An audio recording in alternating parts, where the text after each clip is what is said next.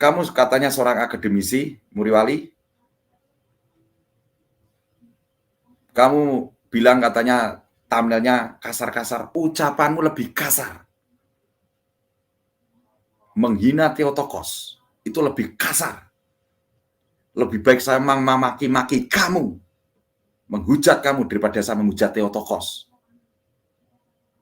Itu bunda Allahku. Saya nggak berani menghujat. Kebalik pikiranmu, Muriwali. Kamu kepada orang lain bisa santun, tapi kepada bunda Allah kamu hujat.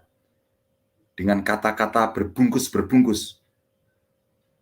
Yang disucikan, yang dikuduskan hanya rahimnya. Kemanusiaannya tidak. Itu penghujatan berat itu kamu. Kristus mana yang kamu ikuti? Sorry. Tersesat kamu. Sesat kamu tuh. Itu mereka berkata, kenapa kamu orang Protestan mengutip hasil-hasil konsili? Protestan tidak pernah punya konsili, karena Protestan baru berdiri pada saat Martin Luther mengadakan reformasi. Jadi Protestan tidak punya konsili, jadi kamu tidak usah kutip hasil-hasil konsili. Nah, bagi saya saudara, ini adalah pernyataan yang sangat-sangat banyak juga hal-hal yang belum kita ketahui orang Protestan ini. Makanya Protestan hanya terbatas pada sola scriptura itu. Dia bicara kitab suci hanya berdasarkan itu, kawan. Kalau Bapak gereja, apa Bapak gereja kita? Martin Luther pun sampai mati dia mengaku imannya Katolik, kawan. Maka dia dikatakan bidat. Paham ya? Jangan kalian kira, wah Martin Luther itu mati sudah Protestan. Memang dia jadi pendiri, dibilang orang jadi pendiri Protestan, orang yang menggelari. Kalau dia enggak, dia tetap imannya dalam Katolik. Tapi karena dia bertentangan dengan Katolik, maka dinamakanlah dia bidat.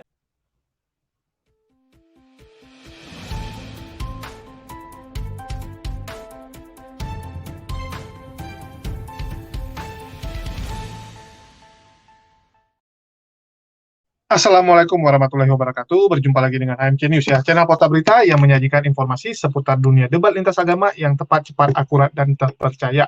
Di kesempatan kali ini kita akan kembali ya merespon atau membuat sebuah video untuk pernyataan dari pendeta Muriwali Yanto Matalu ya.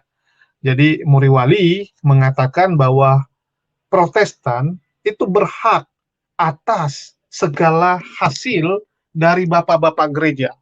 Menurut Muriwali ya, dia mengatakan bahwa mereka ini punya hak mewarisi konsili ya, konsili dan juga segala hal yang berbau kekristenan yang dibuat oleh bapak-bapak gereja. Ini sebenarnya satu klaim yang menurut saya agak ngaco gitu ya. Ini anak luar ya, anak orang yang kerja di tempat sebuah perusahaan, terus dia mengklaim bahwa dirinya juga merupakan pewaris dari perusahaan tersebut, padahal dia orang luar. Ya, mabuk juga ini memang. Nggak tahu saya mabuk apa ini ya. Jadi di sini teman-teman bisa lihat bahwa Pak Muriwali ya, itu benar-benar membuat satu statement yang ngaco dan bahkan diketawain oleh teman-teman Kristen sendiri, termasuk Wak Donat ya. Jadi Wak Donat aja bilang gitu, apa kontribusi Protestan? Nggak ada, kecuali merecoki. Ya, kecuali cuman merecoki orang-orang, ya, terutama Katolik. Kalian ini mengambil yang merupakan milik orang Katolik. Jadi teman-teman kalau mau lihat ya, ini sudah saya buat videonya sebelumnya di channel HMC. Bagi yang belum nonton, mungkin nonton dulu biar kalian tahu ya. Jadi di sini saya sebelumnya sudah buat ya. Tanpa punya rasa malu, pendeta Muriwali klaim mereka berhak atas konsili. Ya, ini sudah saya buat 1 jam yang lalu, teman-teman bisa nonton.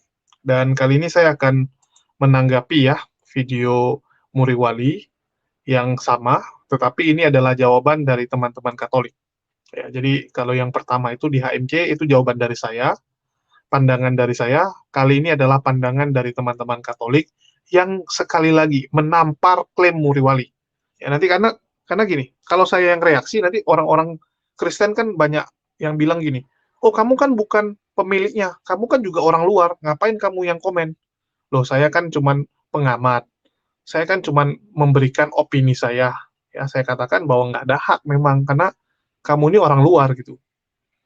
Ya, kamu ini memang orang luar, nggak ada hubungannya dengan Katolik. Kalau Ortodoks iya, Ortodoks ya, baik itu Ortodoks Timur maupun Ortodok Alexandria, itu mereka ada hak. Karena memang mereka sama-sama membangun yang namanya gereja zaman dulu. Mereka pecah kongsi. Ya, pecah kongsi, bubar masing-masing, ya, membuat gereja sendiri. Tetapi sumber mereka sama. Tapi kalau Protestan sama Katolik ya jauh, nggak ada hubungan. Jangan disangkut pautkan. Protestan tuh memang baru muncul setelah Martin Luther. Itu fakta. Ya, jangan diklaim yang bukan punya kalian. Malu kalian. Kalau Ortodoks sama Katolik ini ibarat adik kakak. Ya, mereka ibaratnya adik kakak yang mengklaim warisan. Itu masih mending. Atau contoh yang disampaikan Muriwali gitu kan. Ya. Kesultanan dari Mataram dulu, terus penerusnya siapa? Ya, dari Solo sama Jogja sama-sama klaim, iya, mereka sama-sama keturunannya. Ya, mereka masih berhak klaim karena mereka sama-sama keturunan, gitu kan? Sama dengan gini, siapa yang berhak mengatakan bahwa dia adalah penerus Uni Soviet? Rusia boleh, Ukraina kalau mau juga boleh kok, nggak salah. Ya, karena memang benar, mereka penerusnya. Tapi kalau Protestan kan memang baru, jadi janganlah. Tapi kali ini ya udahlah, kita dengarkan aja ya bagaimana statement dari teman-teman Katolik karena mereka yang difitnah ya. Mereka yang istilahnya jadi korban nih. Hak mereka yang merupakan milik mereka diklaim oleh Muriwali. Ya, oleh pendeta Muriwali. Jadi kita dengarkan bagaimana balasan atau statement dari orang Katolik ya. Oke, kita dengarkan dulu. Dan saat ini saya akan menanggapi, merespon videonya dia yang berkaitan konsili.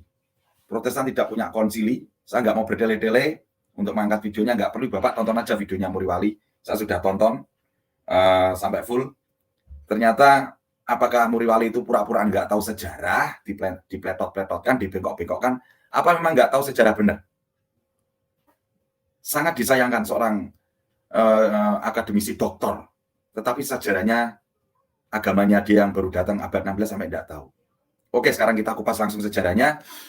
Ini literasi ini kan banyak ya, berkaitan bidat abad pertengahan abad 16 itu Martin Luther dan kawan-kawan.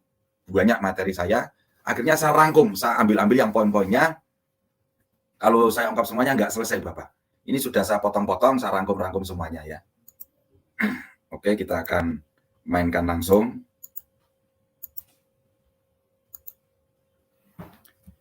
Muriwali, ini untuk kamu, Muriwali. Kalau kamu nggak tahu sejarah, oke, aku bantu sejarahnya. Luther dan ekskomunikasinya. Apakah Muriwali tahu tapi pura-pura nggak tahu, bahkan dibengkok-bengkokkan? Apa memang Muriwali nggak tahu benar? Bahkan di situ videonya bahasanya masih kayak kemarin lah, bahasa sok profesor, sok paling tertinggi. Oke, kita lanjut ya. Ibu bapak dan rekan-rekan yang kucinta dan kasihi, sebelumnya kita di sini harus kita ketahui dulu mengenai ekskomunikasi. Di sini sanksi ekskomunikasi itu diberikan pertama-tama sebagai langkah sanksi yang menyembuhkan. Ekskomunikasi itu diberikan pertama-tama sebagai langkah sanksi untuk menyembuhkan. Dan bukan agar seseorang dapat membuat aliran baru, bukan. Dengan dinyatakannya bahwa status orang yang bersangkutan berada di luar gereja atau eks, artinya di luar. Di luar komunion artinya persekutuan. Di luar artinya di luar persekutuan. Ya. Maka dalam hal ini Bapak, orang itu dapat merenungkan pelanggarannya. Dan juga suatu saat ia dapat kembali ke pangkuan gereja Katolik. Itu arti dari ekskomunikasi ya. Kita masuk dalam materi Martin Luther. Di sini Bapak, Martin Luther itu menerima hukuman ekskomunikasi dari Paus Leo X melalui bula Decet Romanum Pontificem. Decet Romanum Pontificem. Itu di tanggal 3 Januari tahun 1521. Dan langkah tersebut diambil oleh Paus setelah berbagai upaya rekonsiliasi dengan Luther tidak berhasil. Di sini Bapak, Paus melalui bula Exsurge Domini tanggal 15 Juni tahun 1520 itu meminta Luther untuk menarik 41 pernyataannya yang salah yang dinyatakan Luther dalam 95 tesis dan tulisan-tulisannya yang lain. Luther diberi waktu 60 hari Ibu Bapak untuk menarik tulisannya. Tetapi di sini Luther malah menolaknya dengan membakar bula tersebut. Ditolak dan bula itu dibakar Bapak. Keputusan ini merupakan keputusan akhir Luther dari pernyataan-pernyataannya yang berubah-ubah. 1. Di tanggal 3 Maret 1519, saat menulis kepada Paus Leo X, di hadapan Tuhan dan makhluk ciptaannya, aku memberikan kesaksian bahwa saya tidak telah berniat ataupun kini berniat untuk menyentuh atau dengan intrik merendahkan otoritas gereja Roma dan terhadap kekudusanmu. Dalam tulisannya kepada Spalatin di tanggal 5 Maret tahun 1519, bukan maksud saya untuk memberontak terhadap tata apostolik di Roma. Namun, 8 hari kemudian Bapak, di tanggal 13 Maret, Luther menulis, saya tidak tahu apakah Paus adalah antikristus atau rasulnya. Di bukunya DWT Opsit 1239. Di tahun 1518, Bapak. Di sini Luther menulis tentang khotbah mengenai indulgensi dan rahmat. Dan juga pembelaan tentang ke-95 tesisnya dalam Resolutiones. Dan itu yang sampai ke Uskup Scultetus. Di sini Bapak, Uskup kemudian memperingatkan Luther untuk tidak melanjutkan publikasinya. Dikarenakan ajaran itu tidak sesuai dengan ajaran gereja. Dan pada saat itu Luther setuju. Bapak, saat itu. Namun keadaan berubah. Di mana setelah keterlibatan Johann Eck. Johann Eck itu seorang pakar teologi dari Universitas Ingolstadt. Eck itu diberi tugas oleh Uskup von Eyck untuk memeriksa tesis yang dibuat Luther. Dan di sini Eck itu menyebutkan bahwa 18 butir diantaranya itu mengandung ajaran sesat atau heresi. Itu seperti ajaran Jan Hus. Eck menemukan 18 butir. Dari 18 butir itu mengandung ajaran sesat atau heresi. Dan juga melanggar kasih Kristiani. Juga merendahkan order hierarki gereja. Serta di sini menghasilkan adanya pemberontakan, bukan reformasi, Muriwali. Sekali lagi Luther itu tidak reformasi. Muriwali itu tahu reformasi apa enggak sih sebetulnya? Kalau skala perbandingan Luther berkaitan reformasi itu dengan Ignatius dari Loyola. Ignatius Loyola dari Loyola itu reformasi ke dalam. Itu reformasi itu ke dalam, Muriwali. Kalau keluar namanya pemberontakan atau revolusi. Atau bahasanya ingin mengkudeta itu. Paham tuh Muriwali di sini? Dan hal ini Bapak disebutkan dalam suatu manuskrip yang disebut Obeliski. Obeliski yang disampaikan kepada Bapak Uskup dan juga beredar di kalangan sendiri, tidak dipublikasikan. Namun Ibu Bapak, manuskrip ini sampai ke tangan Luther. Dan Luther menjadi sangat marah. Lalu di sini Bapak John Eck itu menulis kepada Luther untuk menjelaskan duduk perkaranya. Dan agar Luther tidak marah dan tidak membawa hal ini menjadi pertentangan publik. Entah itu melalui kuliah, bahkan entah itu melalui tulisan. Tetapi di sini Ibu Bapak, Luther malah mengeluarkan tulisan Asteriki. Tulisan Asteriki. Itu di tanggal 10 Agustus tahun 1518. Itulah yang menyebabkan pertentangan publik di Leipzig. Itu Bapak. Dan dalam keadaan ini Bapak Paus memanggil Luther supaya Luther datang ke Roma. Tapi di sini Luther menolak undangan ini. Bahkan Luther berlindung pada Kaisar Maximilian untuk mengadakan pertemuan atau hearing dan menunjuk para hakim untuk menyampaikan kasusnya. Di sini Ibu Bapak, Muriwali, perhatiin ya. Di sini pihak universitas kemudian menulis kepada Roma dan pihak nuncio dengan mengatakan bahwa kesehatan Luther tidak memungkinkan dan jaminan bahwa Luther akan tetap setia kepada ajaran gereja. Itu seolah-olah menulis seperti itu. Sementara itu Ibu Bapak, di sini Luther tetap melanjutkan kegiatannya menulis. Tulisannya tentang Resolutiones. Tulisan Resolutiones itu dikirimkan ke Paus di tanggal 30 Mei tahun 1518 dan juga disertai dengan surat pengantar yang menyatakan kesetiaan dan ketaatan kepada tata suci. Nah, di sini Bapak, ketulusan surat ini menjadi pertanyaan, Ibu Bapak. Suratnya dari Luther itu menjadi pertanyaan. Sebab apa kok menjadi pertanyaan? Sebab beberapa hari sebelumnya Luther memberikan khotbah yang menyulut kemarahan tentang ekskomunikasinya di tanggal 16 Mei tahun 1518, di mana yang menentang bahwa persatuan dengan gereja tidak terputus dengan ekskomunikasi, melainkan dengan dosa saja. Utusan dari pihak kepausan yang bernama Cajetan itu bertemu dengan Luther di Augsburg tanggal 11 Oktober 1518, Ibu Bapak. Cajetan itu adalah seorang teolog yang sangat terkenal saat itu. Dan dia mempunyai latar belakang ilmu pengetahuan, humanistik, serta teologi yang sangat baik. Namun, Ibu Bapak, pertemuan itu gagal menghasilkan keputusan. Cajetan yang datang dengan kesabaran untuk memediasi keputusan, disambut oleh Luther dengan sikap defensif, kasar, bahkan tidak mempunyai attitude atau sopan santun. Akhirnya, Cajetan mengakhiri pertemuan dengan keputusan tidak akan memanggil kembali sampai Luther menarik kembali pernyataannya. Selanjutnya, Bapak, yang menambah kusutnya mengenai sejarah, catatan sejarah adalah dikatakan adanya surat dari Paus ke Cajetan di tanggal 23 Agustus tahun 1518 yang berisi memohon bantuan Kaisar untuk menahan Luther karena ia menolak untuk datang ke Roma. Namun, Ibu Bapak, sebenarnya surat ini yang ditulis di Jerman. Sebenarnya surat ini surat yang ditulis di Jerman, Ibu Bapak, bukan di Roma. Dan karenanya apa? Karenanya adalah surat palsu. Luther sudah pintar untuk memalsu-malsu kok. Bertakiyah. Kenyataannya, hasilnya apa? Yang anehnya, Muriwali itu bukan root dari Lutheran.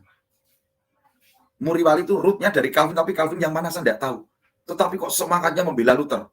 Padahal sejarah sendiri membuktikan Luther itu diprotes oleh Calvin. Nah ini oknum-oknum dari komunitas gerejawi kalau sudah terdesak akan menggunakan segala hal, segala cara akan ditempuh. Ini tidak kejujuran Muriwali ini orangnya ini. Nggak jujur banget. Kalau kamu berbicara Calvin, spesifik Calvin. Lawang kamu Calvinnya aja nggak jelas kok, Muriwali. Mohon maaf, disclaimer. Gerejamu terdaftar nggak, Muriwali? Itu di PGI atau di PPLI apa-apa itu di Binmas kekristenan itu ada enggak? Coba dicek dulu, Muriwali. Jangan seolah-olah kamu berapi-api ternyata zong. Jujur dulu, Muriwali. Jujur dulu lah. Kamu itu nggak rootnya Lutheran. Tapi kamu berapi-api. Aneh. Segala cara kamu gunakan kan? Ini Bapak, saya ulang. Selanjutnya yang menambah kusutnya mengenai catatan sejarah adalah dikatakan adanya surat dari Paus ke Cajetan. Dikatakan adanya surat dari Paus ke Cajetan di tanggal 23 Agustus tahun 1518 yang isinya memohon bantuan Kaisar untuk menahan Luther. Karena Luther menolak datang ke Roma. Tapi Ibu Bapak, sebenarnya surat ini yang ditulis di Jerman. Surat ini yang ditulis di Jerman, bukan di Roma. Dan juga suratnya adalah palsu. Itu loh. Namun demikian surat palsu ini tetap dicatat, Ibu Bapak. Meskipun ini surat palsu, tapi tetap dicatat di dalam biografinya Martin Luther. Paham ya, jenengan? Akhirnya Bapak di sini Luther kembali lagi ke Wittenberg setahun setelah peristiwa ia menempelkan tesisnya di pintu gereja di tanggal 31 Oktober 1518. Usaha untuk membuat Luther menarik kembali pernyataannya telah gagal. Dan kini Luther dengan didukung oleh para pemimpin sipil itu memohon kepada Paus untuk membuat konsili. Nah ini kan Muriwali kamu berbicara konsili ini loh. Luther memohon kepada Paus dengan dukungan para pemimpin sipil untuk membuat konsili di tanggal 28 November tahun 1518. Namun kemudian Bapak Luther menolak. Luther ini menolak lagi. Menolak apa Pak DKC? Menolak untuk patuh kepada keduanya. penunjukan Karl von Miltitz sebagai nuncio juga membuat keadaan menjadi tambah pelik, dikarenakan Miltitz adalah seorang yang kurang bijaksana. Ia seorang yang peminum berat, sehingga menempatkan dirinya sendiri di posisi yang tidak terhormat. Maka, laporan Miltitz bahwa Luther akan diam, akan taat pada Paus, akan menerbitkan pernyataan publik tentang kesetiaannya kepada gereja, dan menyerahkan kasusnya kepada uskup. Ternyata apa? Diabaikan oleh Luther. Nggak ditanggapi, nggak direspon, bahasa Jawa nggak direken. Dicuekin itu sama Luther. Selanjutnya, Bapak, terjadilah suatu debat teologis berlangsung antara pihak Luther dengan Karlstadt dan John X tanggal 27 Juni tahun 1519 mengenai membahas topik seperti rahmat Tuhan dan kehendak bebas, grace and free will. Juga mengenai supremasi kepimpinan Paus, supremasi kepimpinan Paus. Dan mengenai tentang topik grace and free will, di sini John X itu tampil sebagai pemenang debat. Dan mengenai supremasi Paus yang ditentang oleh Luther, X juga mengacu kepada bagaimana pandangan serupa oleh Wycliffe dan Hus pernah dikecam oleh konsili di Konstan. Pernyataan ini ternyata membuat Luther akhirnya menyatakan bahwa konsili dapat salah. Ini, Luther menyampaikan konsili dapat salah. Terhadap hal ini, Bapak, X berkomentar singkat. Ini komentarnya X, John X komentarnya seperti ini. Kalau engkau percaya bahwa konsili yang sah dapat salah dan telah salah, maka bagi saya, kamu adalah seorang pagan dan publikan. Itu kata-katanya X itu. Akhirnya yang terjadi apa ya, Bapak? Di sini Luther pulang dalam keadaan terpukul atas nama turnamen yang mengecewakannya ini. Nek basa Jone nglokro, nglempuruk gitu loh. Pulang sambil nglempuruk nek basa Jawa itu. Nek orang Jawa tahu istilah nglempuruk. Ya, gitulah. Nggak bertenaga, merasa kalah dalam dialog atau debat. Di sini Bapak Luther kemudian memperoleh dukungan dari Melanchthon. Nah, ini Melanchthon muridnya ini. Melanchthon itu seorang humanis yang menghubungkan Luther dengan komrad bersenjata. Ulrich von Hutten dari Franz von Sickingen yang memberikan perlindungan kepadanya, maka selanjutnya Luther tidak takut lagi untuk terus menulis tentang ajaran-ajarannya yang anti-klerikal. Menulis juga mengenai benci terhadap Roma, juga Paus, dan teorinya tentang antikristus. Ditulis itu sama Luther itu. Kita akan masuk beberapa prinsip ajarannya. Kita sekarang masuk prinsip-prinsip ajaran dari Luther, beberapa prinsip ya. Yang pertama, Luther mempunyai doktrin sola scriptura. Hanya kitab suci sajalah yang menjadi sumber kebenaran. Padahal Ibu Bapak, gereja itu mengajarkan sumber kebenaran adalah kitab suci dan tradisi suci. Yang kedua, kodrat manusia telah sama sekali rusak akibat dosa asal. Maka manusia tidak lagi punya kehendak bebas. Apapun yang dilakukan, apakah itu baik atau buruk, bukan merupakan perbuatannya sendiri, tetapi perbuatan Tuhan, nyalahke Tuhan. Nyalahke Tuhan ini Luther. Menyalahkan Tuhan tuh. Cermati kata-kata ini. Kodrat manusia telah sama sekali rusak akibat dosa asal. Maka manusia tidak lagi punya kehendak bebas. Manusia tidak lagi punya kehendak bebas. Apapun yang dilakukan manusia, entah itu baik, entah itu buruk, bukan merupakan perbuatannya sendiri, tetapi perbuatan Tuhan. Nah, ini nyalahkan Tuhan tuh, menyalahkan Tuhan tuh. Padahal dalam hal ini Bapak, gereja itu mengajarkan bahwa biar bagaimanapun manusia diciptakan menurut gambar Allah, sehingga tetap ada kebaikan dalam diri manusia. Walaupun oleh karena akibat dosa, manusia mempunyai kecenderungan berbuat dosa. Oleh karena manusia tidak rusak total, maka Tuhan mempunyai kehendak bebas dan dapat, mohon maaf. Oleh karena manusia tidak rusak total, Maka di sini manusia mempunyai kehendak bebas dan manusia dapat bertanggung jawab atas perbuatannya. Jelas? Pertanggungjawaban atas perbuatan kita inilah yang nanti diminta oleh Tuhan pada saat penghakiman terakhir. Saya ulang di poin kedua ini sangat telak. Luther itu menyampaikan prinsip ajarannya Luther yang kedua, kodrat manusia telah sama sekali rusak akibat dosa asal. Maka manusia tidak lagi punya kehendak bebas. Apapun yang dilakukan manusia, entah itu baik ataupun buruk, bukan merupakan perbuatannya sendiri, tetapi perbuatan Tuhan. Perbuatan Tuhan ini menyalahkan Tuhan. Sedangkan dalam hal pengajaran gereja, sangat berbeda. Gereja itu mengajarkan bahwa biar bagaimanapun, manusia diciptakan menurut gambaran Allah. Sehingga tetap ada kebaikan dalam diri manusia. Walaupun oleh karena akibat dosa, manusia itu mempunyai kecenderungan berbuat dosa. Oleh karena di sini manusia tidak rusak total, maka manusia mempunyai kehendak bebas dan manusia dapat bertanggung jawab atas perbuatannya. Pertanggungjawaban atas perbuatan kita inilah sebagai manusia yang nantinya dimintai oleh Tuhan pada saat penghakiman terakhir. Itu gereja mengajarkannya seperti itu. Dasar prinsip ajaran Luther yang ketiga, iman saja sola fide. Iman saja yang menyelamatkan, dan manusia diselamatkan dengan percaya bahwa Tuhan akan mengampuninya. Iman sedemikian bukan saja mengampuni dosa seluruhnya, tetapi juga menghapus segala akibatnya. Ini sangat bertolak belakang dengan pengajaran gereja. Di sini Bapak, gereja itu mengajarkan bahwa iman tidak boleh dilepaskan dari perbuatan, sehingga tidak dapat dikatakan hanya iman saja. Namun iman, perbuatan, baptisan, pertobatan, semua itu diperlukan untuk keselamatan yang diberikan kepada kita karena rahmat Allah.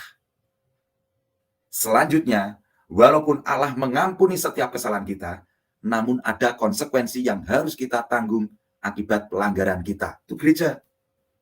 Beda dengan ajarannya Luther kan? Sekarang kita prinsip pengajaran Luther yang keempat, mengenai hierarki. Di sini Bapak Luther mengenai hierarki dan imamat bukan ditetapkan oleh Tuhan dan tidak diperlukan. Upacara penyembahan tidak penting dan tidak berguna. Wah. Pakaian-pakaian gerejawi, berziarah, mati raga, kaul biara, doa bagi orang-orang yang sudah wafat, doa syafaat orang kudus tidak berguna bagi jiwa. Tuh, prinsipnya Luther tuh. Di sini gereja mengajarkan. Dalam hal ini, Ibu Bapak, mengenai hal hierarki dan peran imamat itu jabatan nyata dalam perjanjian lama dan juga dalam perjanjian baru, di mana Kristus Yesus itu memilih 12 rasulnya untuk melaksanakan misinya. Gereja masih menggunakan loh. Mengenai hierarki imamat itu di perjanjian lama, bahkan dipertegas lagi di perjanjian baru, berkaitan Yesus memilih 12 murid untuk melaksanakan misinya. Yesus memilih 12 murid, itulah namanya magisterium gereja. Ayatnya sudah ada semua itu di video saya itu. Jelas? Prinsip lagi, beberapa prinsip ajaran Luther. Yang kelima, di sini Luther menolak semua sakramen, kecuali sakramen baptisan, ekaristi, dan pengakuan dosa. Luther menolak sakramen semuanya, kecuali sakramen baptisan, ekaristi, dan pengakuan dosa. Sedangkan di sini gereja itu mengajarkan adanya 7 sakramen. Itu Bapak, itulah tradisi suci.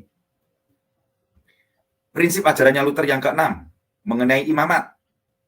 Luther menyampaikan imamat bersifat universal, dan setiap orang Kristen dapat menjadi imam. Tidak perlu ditabiskan. Nah, akhirnya terputuslah di sini. Gereja berbeda. Gereja mengakui adanya imamat bersama, namun juga imamat tertabis, suksesi apostolik. Terus runtut, lah dia kan sudah putus, tapi mengklaim mengikuti ajaran rasul. Kalau Rudi Yohanes bilangnya bodoh tolol. Mengaku mengikuti ajaran rasul, tetapi terputus imamatnya. Prinsip ajarannya Luther yang ketujuh. Di sini Luther menyampaikan tidak ada gereja yang kelihatan atau satu gereja yang didirikan Tuhan. Nih, Luther menyampaikannya seperti itu ya. Tidak ada gereja yang kelihatan atau satu gereja yang didirikan Tuhan. Ini berbeda dengan gereja yang didirikan Yesus. Gereja yang berdasarkan kitab suci itu mengajarkan bahwa Tuhan Yesus mendirikan gerejanya di atas Petrus atau batu karang. Terlihat sebagai satu kesatuan universal. Di videonya Deking Adas, secara kristologi, secara bersifat universal. Universal seperti apa toh bro? Deking Adasnya. Aduh, podo wae. Universal itu satu kesatuan. Keuskupan Semarang, Keuskupan Agung Semarang, Keuskupan Surabaya, dan lain sebagainya berbeda-beda provinsi, berbeda-beda wilayah, tetapi masih dalam satu kesatuan. Ordo, banyaknya ordo, kongregasi atau serikat, ribuan ordo atau kongregasi atau serikat, tetapi masih dalam satu kesatuan utuh di bawah hierarki Paus Roma. Itu satu kesatuan. Paham? Di sini Bapak, lalu Luther mengadakan pendekatan kepada kaisar untuk mengadakan 3 hal. Nah, Luther akhirnya mendekati kaisar ini untuk suatu misinya. Dan misi Luther itu ada 3. 1, misi pertama untuk menghancurkan kuasa Paus. Kedua, untuk merampas hak milik gereja. Jelas? Di Jerman yang digunakan gereja Lutheran itu apa? Gerejanya Luther? Enggak, itu merampas. Kasus-kasus Konsili Trente yang sudah kita bedah sejarahnya. Penyebaran Protestantisme merampas gereja-gereja Katolik semua itu.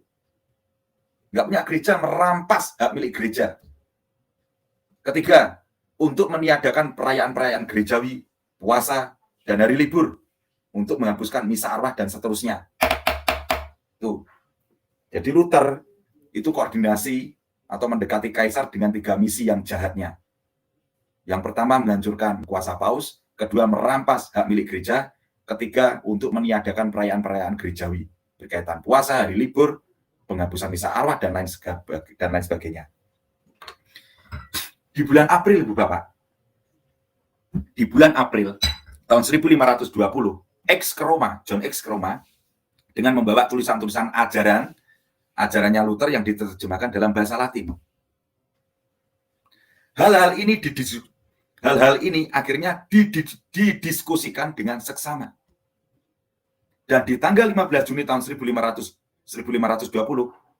Paus akhirnya mengeluarkan bula Exsurge Domine yang secara resmi mengecam 41 proposisi yang disebutkan dalam tulisan-tulisan Luther.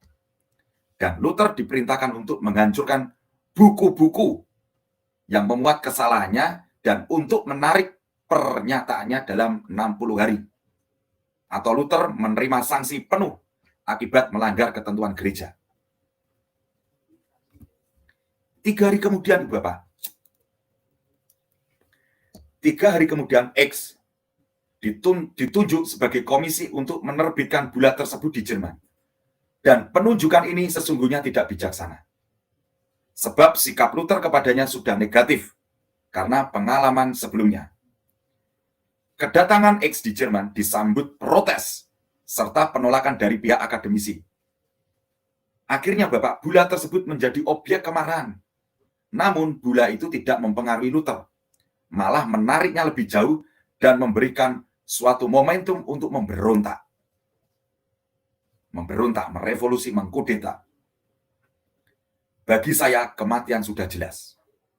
Saya membenci baik kesukaan ataupun kemarahan Roma.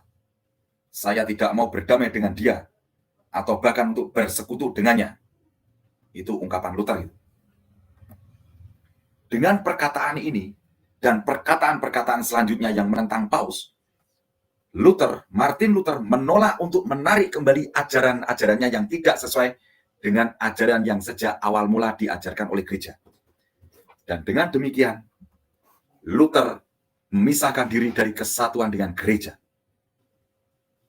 Maka dalam hal ini, Luther tidak menanggapi pernyataan dari Bapak Paus mengenai Exsurge Domine seperti seharusnya, yaitu dengan memeriksa ajarannya kembali dengan koreksi yang sudah diterimanya dari pihak kepausan. Sebaliknya, Luther berkeras dengan ajarannya sendiri yang tidak sesuai dengan apa yang sudah diajarkan selama berabad-abad oleh para bapak gereja dan dilestarikan oleh pihak magisterium. Ini Luther menentang ajaran para rasul yang diwariskan oleh apostolik oleh bapak Katolik, bapak gereja itu. Tetapi selalu mengakui ajaran para rasul. Wes aneh. Wangel banget. Angel tenan tuturanmu. Kemudian Bapak, di sini sejarah juga mencatat bahwa apa yang dilakukan Luther terhadap Bapak Paus atau pihak otoritas ternyata terjadi pada dirinya sendiri. Nah, hukum karma ini. Luther menentang dari otoritas Paus, ternyata karmanya kepada Luther sendiri. Apa itu Pak DKC? Banyak pengikut Luther yang mengikuti Luther. Banyak yang mengikuti Luther, akhirnya meninggalkan Luther. Bahkan murid-muridnya yang terdekat, seperti Karlstadt, bahkan di sini Zwingli menentangnya dan memisahkan diri darinya.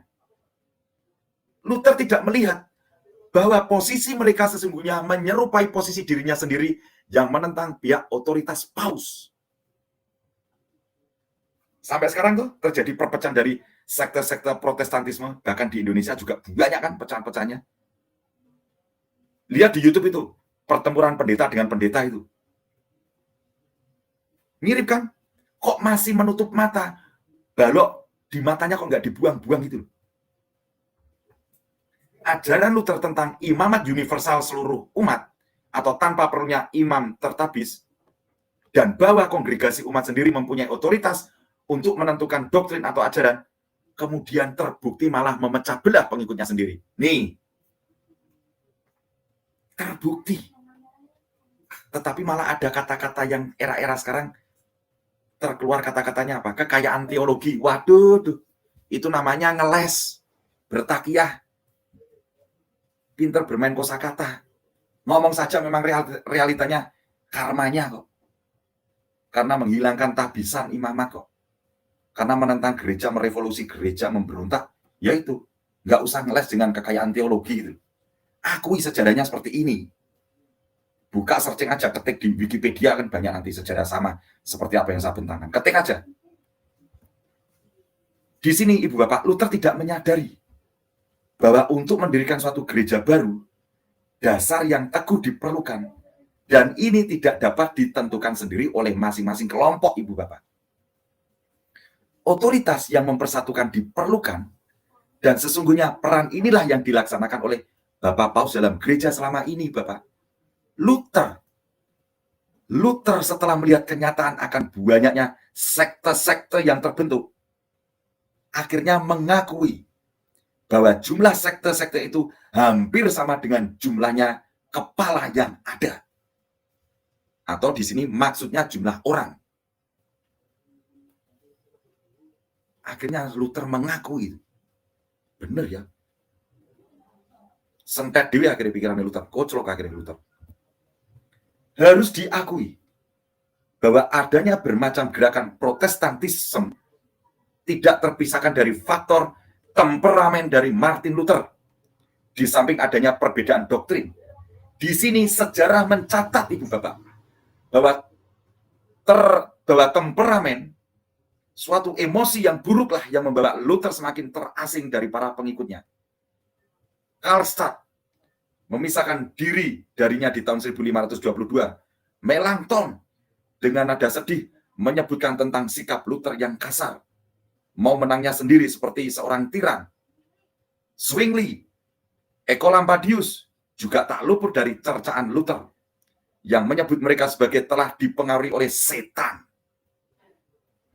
Demikian juga Ibu Bapak, Luther itu berseberangan dengan Calvin mengenai doktrin tentang Ekaristi dan keduanya tidak mencapai suatu kesepakatan. Hei, kejujuranmu di mana? Muriwali, kejujuranmu di mana? Kamu itu ngikuti Calvin, tapi Calvin KW yang keberapa saya tidak tahu. Tetapi kamu berapi-api mengenai Luther. Loh. Lawang junjunganmu Calvin, meskipun kamu Calvin KW, Calvin itu dengan Luther perang sendiri kok. Apalagi sejarah sudah terbuka. Kok masih bebal, tegar tengkuk sih kamu, Muriwali? Kesombonganmu itu di video nampak banget. Sampai akhir hidupnya Bapak, Luther menentang kepausan. Dan itu terlihat di dalam tulisan-tulisan terakhirnya di tahun 1545. Luther akhirnya meninggal dunia di tanggal 18 Februari tahun 1546. Tetap dalam keadaan keterpisahannya dengan gereja Katolik. Jadi nggak dapat, Luther tidak mendapatkan sakramen perminyakan. Karena meninggalnya sudah terlepas dari gereja Katolik. Ibu bapak serta rekan-rekan, dari uraian di atas, di sini kita mengetahui bahwa Martin Luther diekskomunikasi bukan pertama-tama karena melawan Paus, tetapi karena ia tegar tengkuk, keras kepala, watos, keras kepala, sangat keras, mengajarkan suatu doktrin yang dimana doktrin itu tidak sesuai dengan ajaran iman yang sudah berakar lama dalam gereja. Walaupun di sini Martin Luther sudah berkali-kali diperingatkan untuk tidak melakukannya. Nah, ibu bapak, setelah menerima ekskomunikasi, Luther bukannya menarik kembali ajarannya, tetapi malahan berkeras memisahkan diri dan melawan Paus. Ibu bapak serta rekan-rekan, seperti telah pernah kita sampaikan, ekskomunikasi, sekali lagi di sini ekskomunikasi bukan bertujuan untuk mengusir, tetapi ekskomunikasi untuk menyembuhkan. Dalam artian membuat yang bersangkutan bisa merenungkan, merefleksi, mengkoreksi atas kesalahannya pribadi. Namun nampaknya ini tidak terjadi atau tidak berdampak pada Martin Luther. Martin Luther sesungguhnya dapat memilih untuk memperbaiki ataupun membangun gereja dari dalam. Tetapi nampaknya keadaan sudah sedemikian pelik dan ada banyak faktor yang mempengaruhi sehingga bukan jalan ini yang dipilih oleh Martin Luther.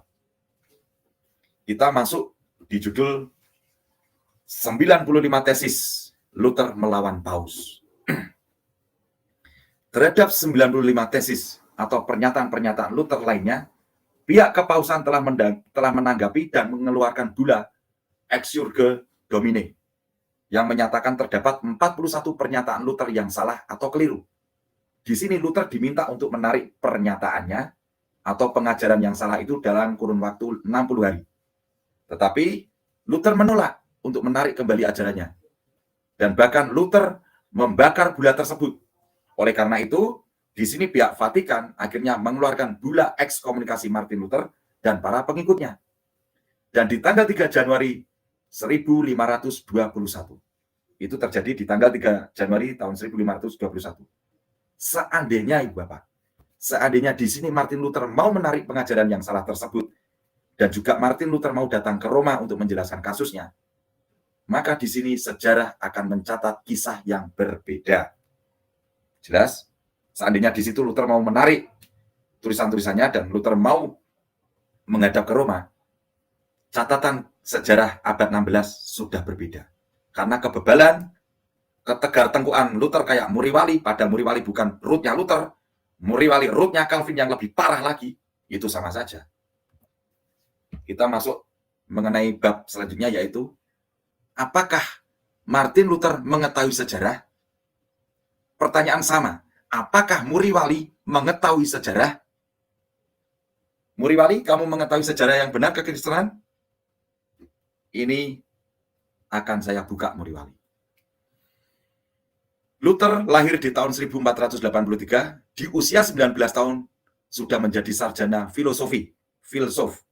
Dan di usia 22 meraih gelar master, itu di tahun 1505. Luther ditabiskan menjadi imam, menjadi romo, pastor di tahun 1507.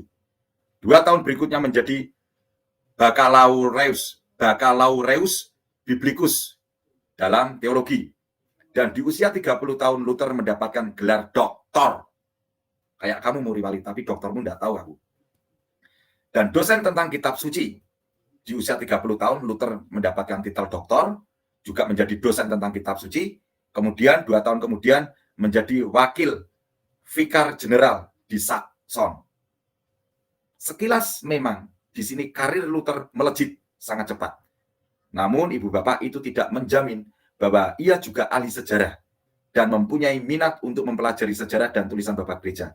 Meskipun Luther itu mempunyai gelar yang top, kepandaiannya melejit, karirnya melejit, tetapi mohon maaf sekali lagi, itu tidak menjamin kalau Luther itu paham akan sejarah. Sama dengan Muri Wali. Meskipun Muri Wali mempunyai gelar doktor, apakah Muri Wali mengetahui sejarah gereja, sejarah kekristenan? Kayak Luther kamu. Tetapi sayangnya kamu nggak Luther. Kamu pengikut Calvin, bro. Sebab dalam karya-karyanya, tulisan dari para bapak gereja relatif jarang dikutip oleh Luther. Karena di sini Luther menekankan sola scriptura. Selalu ditekankan hanya kitab suci saja. Mirip kayak kamu, Muri Wali. Sekali lagi, sayangnya kamu bukan rootnya Luther. Kamu rootnya Calvin. Paham kamu, Muri Wali? Kemudian di sini Luther justru cenderung untuk mengabaikan ajaran bapak gereja yang dipelihara dengan setia oleh magisterium gereja dalam setiap konsili. Mirip kan? Sekali lagi, sayangnya nggak rootnya Luther, rootnya Calvin, Muri Wali itu. Hal ini Bapak kita ketahui melalui pandangan Luther yang menganggap bahwa konsili bisa salah.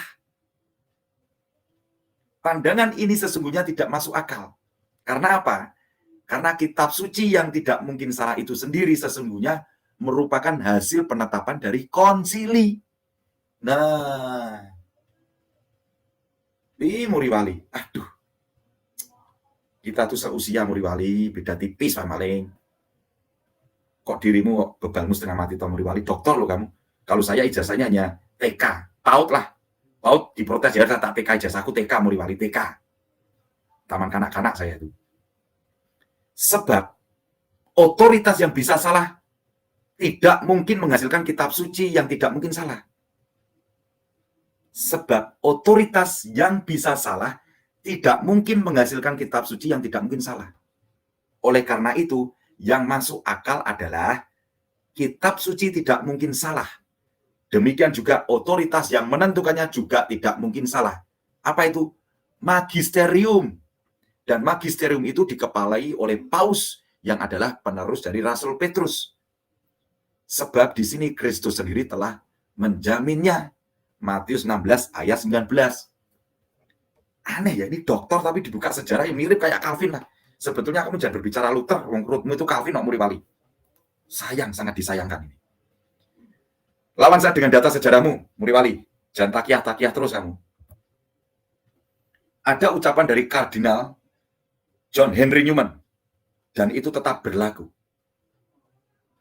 Dengan tulisannya, sebab jika seseorang mau mempelajari sejarah gereja, berikut dengan tulisan-tulisan para bapak gereja atau tradisi suci, sejak abad awal sampai sekarang, maka ia akan semakin dapat melihat kepenuhan kebenaran di dalam gereja Katolik. Sehingga ia dapat memutuskan untuk berhenti menjadi seorang Protestan. John Henry Newman. Sekilas Ibu Bapak, saya menanggapi video ini, video dari Muri Wali yang kemarin, yang tadi siang ya, saya tanggapi hari ini, dan juga dia juga malam tadi juga dia siang apa sore dia buat video lagi dan diupload di malam hari juga. Saya tanggapi, kamu katanya seorang akademisi, Muri Wali, kamu bilang katanya thumbnailnya kasar-kasar, ucapanmu lebih kasar. Menghina Theotokos, itu lebih kasar. Lebih baik saya memaki-maki kamu, menghujat kamu daripada saya menghujat Theotokos. Itu Bunda Allahku, saya nggak berani menghujat. Kebalik pikiranmu, Muri Wali. Kamu kepada orang lain bisa santun, tapi kepada Bunda Allah kamu hujat. Dengan kata-kata berbungkus-berbungkus. Yang disucikan, yang dikuduskan hanya rahimnya. Kemanusiaannya tidak. Itu penghujatan berat itu kamu. Kristus mana yang kamu ikuti? Sorry. Tersesat kamu. Sesat kamu tuh. Disclaimer. Bidat kamu, Muri Wali. Video ini untuk saya tekankan untuk kamu, Muri Wali. Selalu bertakiah terus kamu. Kecongkaanmu, saya ingin berdebat hanya dengan pastor. Nggak perlu. Awam banyak. Di tim kami Damai Kasih Channel, semuanya akademisi S1, S2, S3, bahkan ada S3. 2 orang S3 di tim kami. Di tim kami S3, gelar S3 2 orang. Semuanya S2. Yang paling tinggi saya, es pompong saya Muriwali. Es krim saya. Titel saya es pompong sama es krim. Ayo. Jelas kamu Muriwali? Enggak usah. Ya, teman-teman sudah dengar ya. Jadi menurut orang Katolik bahwa Muriwali ini ngawur. Ya, udah ngawur, nggak tahu sejarah kekristenan. Jadi ya sekali lagi Muriwali ya, ke kiri kena, kanan kena, di mana-mana kena. Itulah saya bilang, mending belajar aja deh yang bagus. Mending ya fokus dengan pelayanannya. Jangan singgung kiri, singgung kanan, tapi nggak siap. Padahal kita tahu memang sejarah Protestan itu seperti itu. Tapi ya sudahlah, sudah dijelaskan ya, nggak perlu lagi saya tambahin, saya rasa sudah cukup. Dan semoga video ini bisa mengedukasi dan menjernihkan teman-teman ya, terutama teman-teman Protestan. Pede aja gitu. Pendiri kami Martin Luther. Udah gitu. Jangan tarik-tarik ke yang lain-lain gitu. Ya malu kita, malu gitu. Yang bukan milik kita jangan diklaim. Saya lihat di komen gitu kan. Ini sama kayak anak babu tiba-tiba mengklaim bahwa dia adalah pewaris dari rumah tersebut. Kan kacau. Ya, nggak boleh seperti itu. Oke, mungkin itu saja dari saya. Makasih buat semuanya. Di akhir kata saya ucapkan wassalamualaikum warahmatullahi wabarakatuh. Sampai jumpa di video-video kita berikutnya.